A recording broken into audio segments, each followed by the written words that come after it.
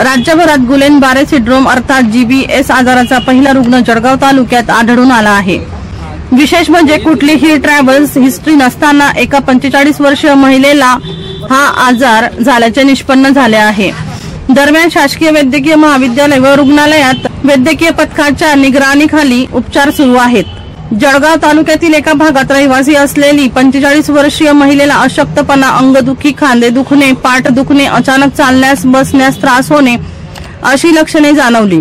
कुटुंबियांनी गुरुवार दिनांक 30 रोजी संध्याकाळी 5 वाजता या महिलेला शासकीय वैद्यकीय महाविद्यालयात व रुग्णालयात दाखल केल्यानंतर महिलेवर अतिदक्षता विभागात उपचार सुरू आहेत।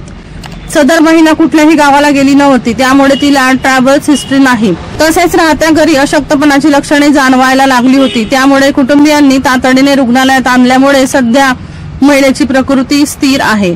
Neurologist doctor Gopal Gholap, doctor Abhijit Pillai यांच्या देखरेखीखाली रुग्णावर उपचार सुरू आहेत। देविदास सोनवणे यांचा रिपोर्ट, पोलीस राऊंड रावेर।